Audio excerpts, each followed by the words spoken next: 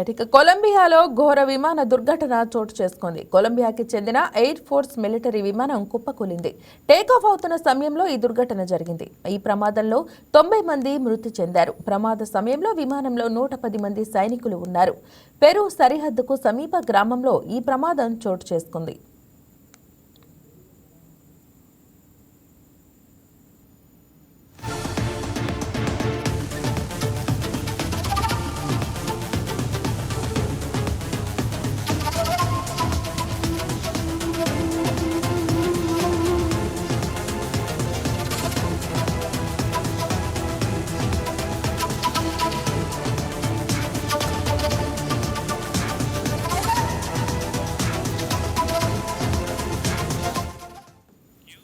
Air force కు చెందిన Hercules C-130 air craft takeoff అవుతుండగా కుప్పకూలిందని రక్షణ మంత్రి పెడ్రో శాంచెజ్ వెల్లడించారు. అయితే ప్రమాదానికి గల కారణాలు ఇంకా తెలియరాలేదు. ఇదిలా ఉంటే ప్రమాదంపై కొలంబియా అధ్యక్షుడు గుస్టావో పెట్రో తీవ్ర దిగ్భ్రాంతి వ్యక్తం చేశారు. భవిష్యత్తులో ఇలాంటి ప్రమాదాలు జరగకుండా చూసేందుకు మిలిటరీ సామర్థ్యాలను పెంచుతామని, మెరుగైన సదుపాయాలు కల్పిస్తామని హామీ ఇచ్చారు. ఇక ప్రపంచంలో మిలిటరీ రవాణా ఎయిర్ క్రాఫ్ట్లో C-130కి ఎంతో పేరుంది. జవాన్లు, ఆయుధాల రవాణాకు దీనిని ఉపయోగిస్తుంటారు. ఒకేసారి 19,000 కిలోల బరువును ఇది జారవిడ్చగలదు.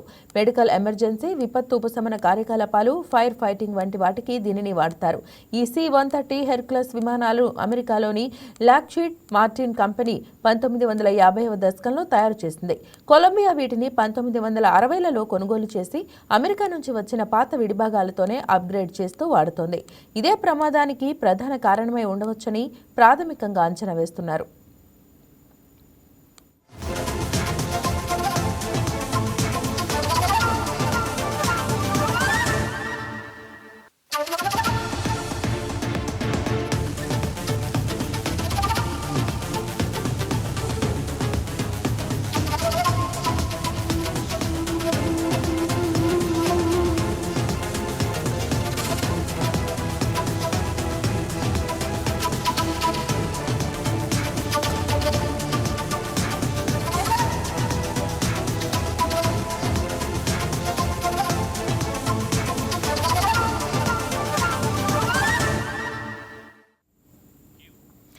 దీనిపై మరింత సమాచారం ఏపీ బ్యూరో చీఫ్ షేక్ సలాం అందిస్తారు.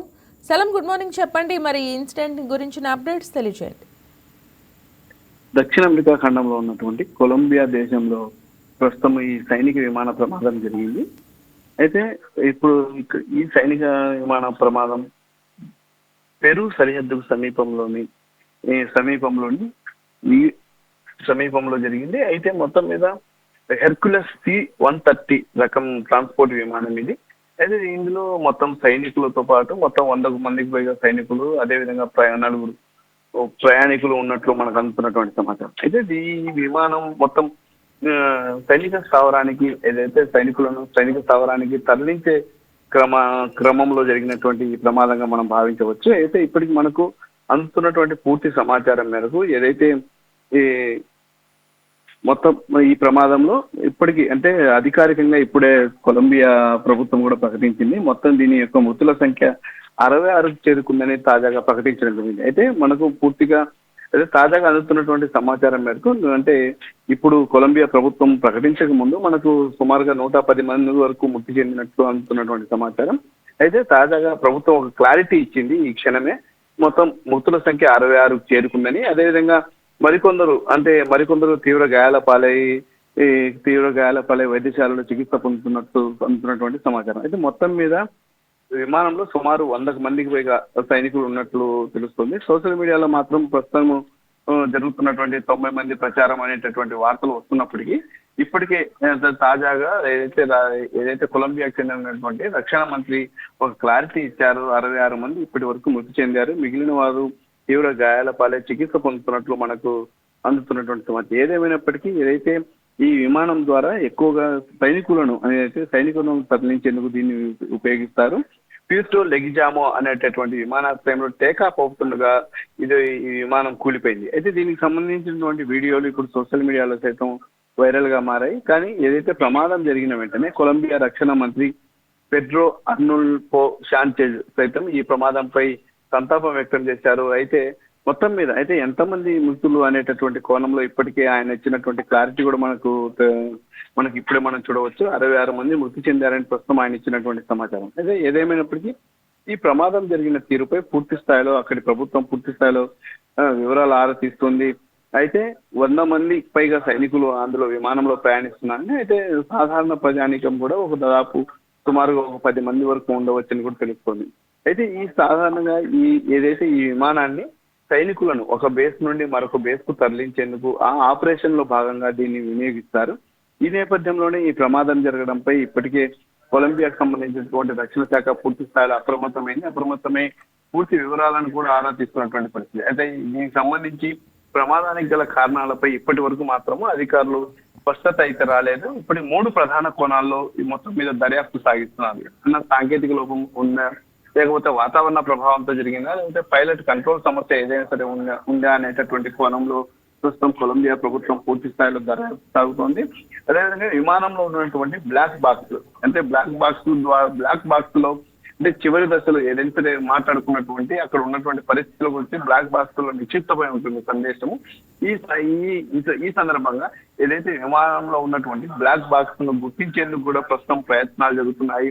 ఆ బ్లాక్ బాక్స్ దొరికితే మాత్రం అసలు ప్రమాదానికి జరగడానికి అసలు కారణం అనేది బయటపడేటటువంటి అవకాశం ఉంది. అయితే మొత్తం మీద ఈ ప్రమాదం కొలంబియా చరిత్రలోనే ఇటీవల జరిగినటువంటి అతిపెద్ద విషాద ఘటనలో ఒకటిగా కొలంబియా ప్రభుత్వం కూడా భావిస్తుంది. దేశవ్యాప్తంగా ఏదైతే సైనికులు మృతి చెందిన తీరుపై ఇప్పటికే సంతాపం వ్యక్తం అవుతుంది. బాధిత కుటుంబాలకు కూడా ప్రభుత్వ సాయం అందించేందుకు కొలంబియా ప్రభుత్వం అడుగులేస్తున్నటువంటి పరిస్థితి. అయితే ఏదేమైనప్పటికీ ప్రమాదం జరిగిన వెంటనే 20 మంది వరకు సుమారుగా గల్లంతైనట్లు కూడా తాజాగా అందుతున్నటువంటి సమాచారం. ఆ 20 మంది ఎక్కడికి వెళ్లారు, ఆ కోణంలో కూడా ప్రస్తుతం దర్యాప్తు సాగిస్తున్నటువంటి పరిస్థితి ఉంది. అయితే పైలట్ కంట్రోల్ కోల్పోయి ఏమైనా విమానం కూలిపోయిందా అనేటటువంటి కోణంలో ప్రస్తుతం ప్రాథమికంగా అధికారులు నిర్ధారిస్తున్నటువంటి పరిస్థితి. అయితే ఏదేమైనప్పటికీ బ్లాక్ బాక్స్ చేతికి అందిన తర్వాత పూర్తి వివరాలు వెల్లడిస్తామని కూడా కొలంబియా ప్రభుత్వం తెలిపింది. ఇప్పటికే అక్కడ ఉన్నటువంటి క్షతగాత్రులకు పూర్తి స్థాయిలో సహాయ సహకారాలు అందించేందుకు రెస్క్యూ టీమ్స్ సైతం ఉదయం నుంచి శ్రమిస్తున్నటువంటి పరిస్థితి ఉంది. అదేవిధంగా ఏదైతే తక్షణ వైద్య సహాయం అందించేందుకు అక్కడి ప్రభుత్వం హెలికాప్టర్లను సైతం పంపించింది. మొత్తం మీద అడవిలో ఉన్నటువంటి ఏదైతే ఇప్పుడు ప్రస్తుతం జరిగినటువంటి ప్రమాదం జరిగినటువంటి స్థలం ఉందో ఇక్కడికి చేరుకునేందుకు కూడా ప్రత్యేక బృందాలు పూర్తి స్థాయిలో పనిచేస్తున్నాయని చెప్పవచ్చు. గాయపడిన వారిని ఎప్పటికప్పుడు హెలికాప్టర్ల ద్వారా వైద్యశాలకు తరలిస్తున్నటువంటి పరిస్థితి ఉంది. ఏదేమైనప్పటికీ ఈ ప్రమాదం జరగడంపై కొలంబియా ప్రభుత్వం పూర్తి స్థాయిలో సంతాపం వ్యక్తం చేస్తూ మరోవైపు తాము తక్షణ సహాయక చర్యలు అందజేస్తున్నామని ఇప్పటికే తెలపడం జరిగింది. అయితే మరింతగా మృతుల సంఖ్య పెరిగేటటువంటి అవకాశం ఉందని కూడా చెప్పవచ్చు. అంటే ఉదయం నుంచి సోషల్ మీడియాలో మనకు 90 నుంచి 110 మంది వరకు మృతి చెందినట్లు ప్రచారం అయితే సాగుతుంది. అయితే ఈ తాజాగా కొలంబియా ప్రభుత్వం మాత్రం ఒక క్లారిటీ ఇచ్చింది. ఇప్పటి వరకు 66 మంది మృతి చెందారు, కానీ మరింతగా మృతులు పెరిగేటటువంటి అవకాశం ఉందని కూడా కొలంబియా ప్రభుత్వం తెలిపినటువంటి మాట. అయితే మొత్తం మీద ఈ విమానంలో 125 మంది ఉండగా వీరిలో మొత్తం సైనిక సిబ్బంది ఎక్కువగా ఉన్నారని, మిగిలిన వారు ప్రయాణికులు ఉన్నట్లు మనకు అందుతున్నటువంటి సమాచారం. ఏదేమైనప్పటికీ సైనికులతో వెళ్తున్నటువంటి ఈ విమానం ఏదైతే ప్రమాదానికి గురైందో దీని పట్ల కొలంబియా ప్రభుత్వం దిగ్భ్రాంతి వ్యక్తం చేసింది. ఇప్పటికే అంటే ఏదైతే మొత్తం రెస్క్యూ టీమ్స్ ద్వారా ప్రత్యేక బృందాలను సైతం ఏర్పాటు చేసి అక్కడ ఉన్నటువంటి గాయపడే వారిని హెలికాప్టర్ల ద్వారా వెంటనే వైద్య సహాయం నిమిత్తం తరలించడం జరిగింది. అయితే మొత్తం మీద ఏదైతే హెర్క్యులస్ C-130 అనేటటువంటి ఈ విమానము సైనికులకు సంబంధించినటువంటి సామాగ్రిని తరలించడానికి విస్తృతంగా ఉపయోగిస్తారు. ఇది ఒక ట్రాన్స్పోర్ట్ ఎయిర్ క్రాఫ్ట్ ఇది.